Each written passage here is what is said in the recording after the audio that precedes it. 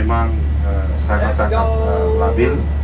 Karena itu atas nama jemaah memohon maaf kepada Ustadz Alwi dan berterima kasih atas ketenangan yang beliau miliki dalam menjaga kestabilan emosi, di mana beliau disalahkan oleh security, kemudian juga semua kita mungkin.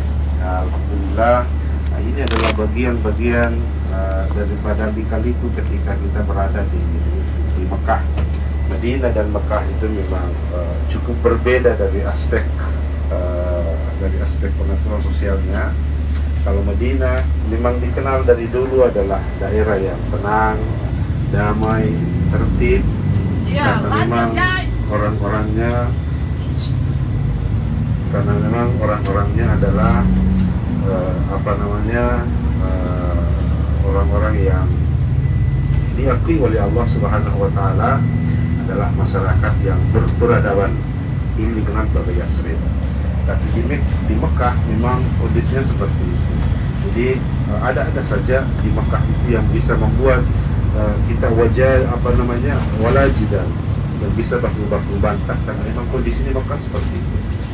Aspek sejarahnya juga seperti itu di dalam memahami kota suci Mekah. Karena itu kemudian kenapa Nabi Muhammad SAW hanya mampu diberikan waktu oleh Tuhan untuk menyebarkan Islam 10 tahun di Mekah dan diarahkan berangkat ke Madinah, karena memang sejarahnya Mekah ini memang luar biasa. Orang-orangnya juga dalam tanda kutip kita kenal tidak seramah dengan yang di Madinah. Ya begitulah Mekah. Tapi apapun itu, Mekah ini adalah daerah atau negeri yang diridhai, negeri yang diberkahi Allah, karena disinilah tempat-tempat yang dikunjungi orang. Di sini ada air Zam-Zam, di sini ada Ka'bah, di sini ada Safa Marwah, di sini ada Arafah, di sini ada Musdalifah, di sini ada Mina, di sini ada Jabal Thur, di sini ada Ji'rana. Semua tempat-tempat itu, di sini ada Hudaybiyah, di sinilah tempat-tempat yang memang sangat-sangat banyak situs Islamnya. Nah, meskipun kita melihat Mekah seperti itu, ya sebandinglah dengan kemuliaan yang ada di dalam. Anda dibarakna haulahu, kata Allah, kami berkahi di sekelilingnya kota Mekah. Nah, inilah yang membedakan mungkin dengan Mekah dan Madinah. Dan memang kondisi ini setiap saat memang kita lihat pemandangan, baik ketika dia berstatus sebagai jemaah umrah maupun jemaah haji. Ini yang perlu kita lakukan, Bapak Ibu sekalian. Saat ini kita akan melakukan ziarah ke beberapa tempat situs-situs Islam yang bersejarah, dan kemudian diakhiri dengan mengambil miqat di Ji'rana. Ji'rana adalah tempat yang sangat yang sangat bersejarah juga, karena di sana pernah ada peperangan yang kemudian di dalam sejarah itu Rasulullah SAW membaskan kakinya, lalu kemudian muncullah air yang disebut sebagai air Ji'rana. Tahun 2007 saya masih sempat bertugas membimbing jemaah haji tahun 2007. Sumur Ji'rana masih dibuka, tapi setelah kemudian tahun-tahun berikutnya sudah tidak ada.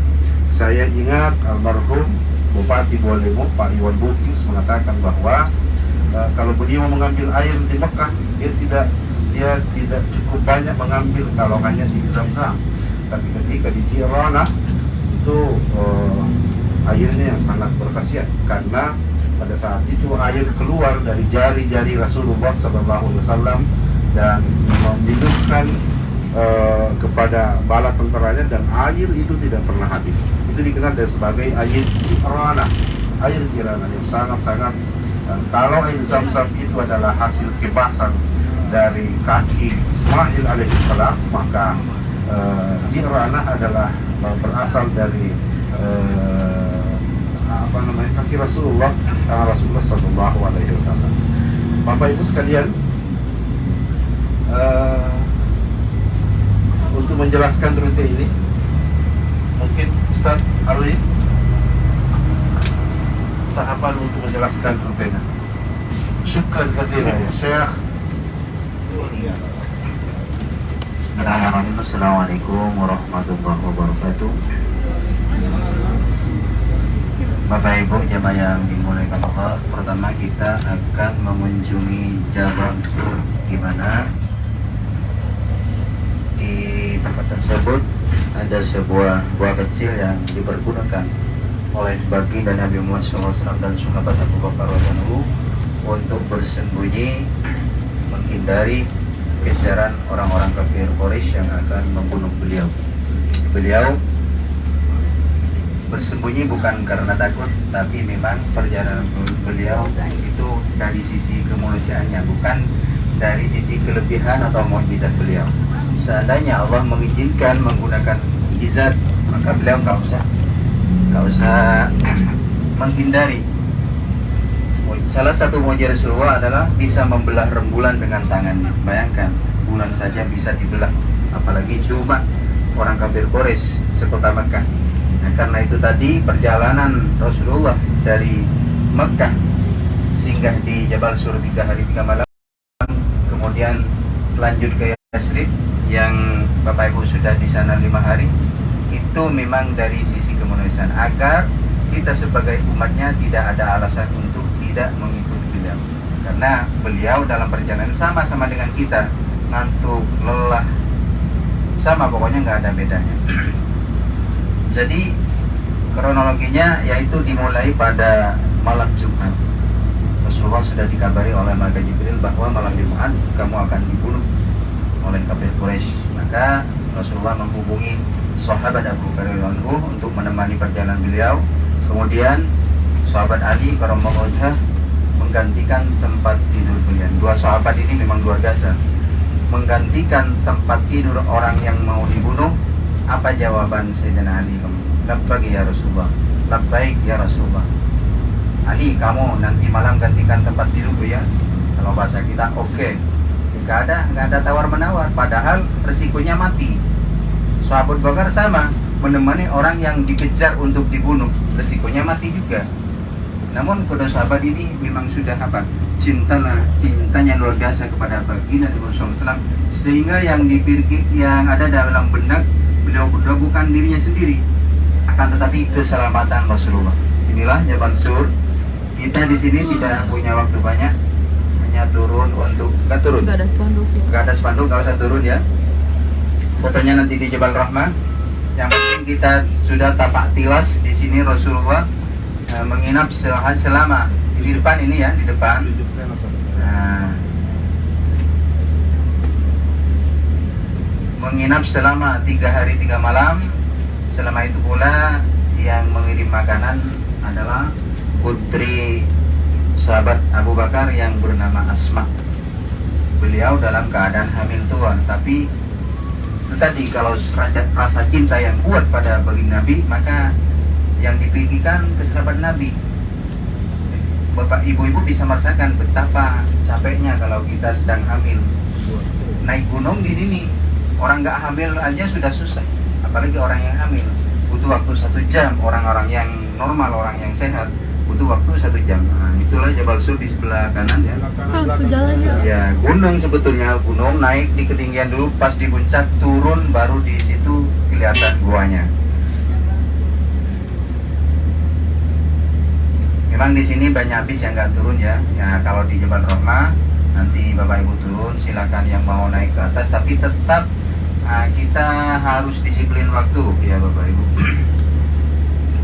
Sekarang panasnya sudah 44. Nanti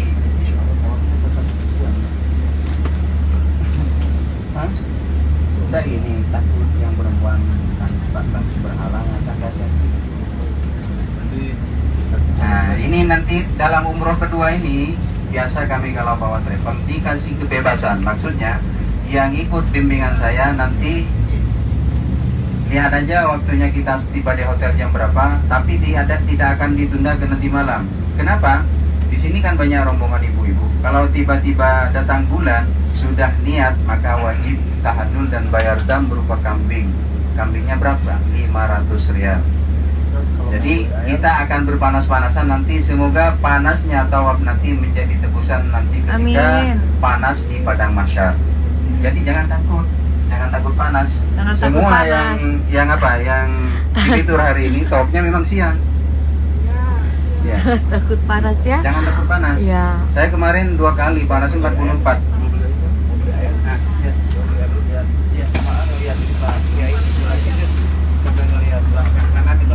Ini kan kira-kira kita balik ini sebelum duhur.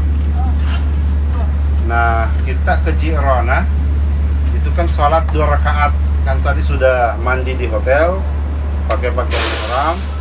Kita nanti sholat sunatnya di Masjid Jirona. Yang tadi yang saya sampaikan sejarahnya. Lalu kemudian mungkin sudah balik, langsung balik ke hotel. Nah, ada dua pertimbangan.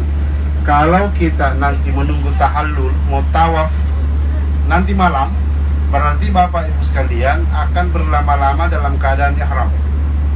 Nah, berlama-lama dalam keadaan ihram itu juga ditakutkan jangan sampai melakukan pelanggaran.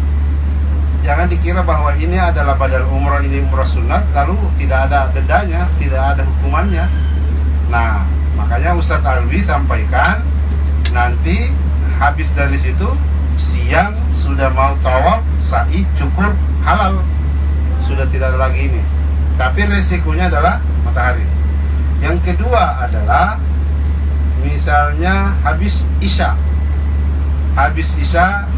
sudah teduh, mungkin lebih nyaman ketimbang tawaf di siang hari, tapi risikonya Bapak Ibu ini akan berlama-lama menahan ihram. Nah, ini terserah nanti bagaimana.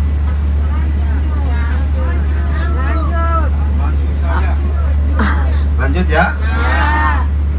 Oh iya. 44 derajat ya Bapak ya? Nggak apa-apa. Baiklah. Jangan takut panas. 46 itu. Apa? Jangan ngolah. Jamu ngolah. 44 derajat ini. Jamu ngolah uti. Ya. Sampai takut panas ini sebenarnya. Tapi bagusnya ini sepanas-panasnya di Mekah tidak pernah kita berkeringat. Siapa yang pernah berkeringat? Tidak kan? Memang panasnya hanya seperti itu. Ya, jadi baiklah Bapak Ibu. Sebenarnya saya tadi cenderung itu habis isya. Tapi karena disepakati bahwa habis duhur sudah langsung, saya selama saya kesini tidak pernah tawaf di siang hari, selalu malam hari. Tapi ya saya akan mencoba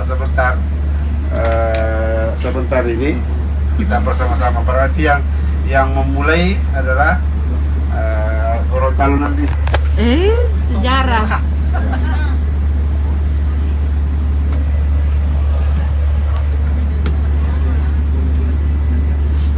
Tapi lanjut langsung sa'i ya. Langsung.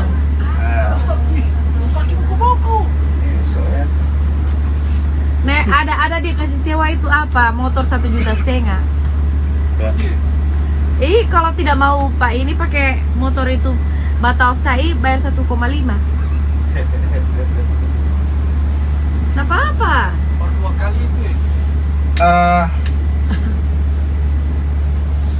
Ada satu yang perlu saya ingatkan menurut keyakinan orang-orang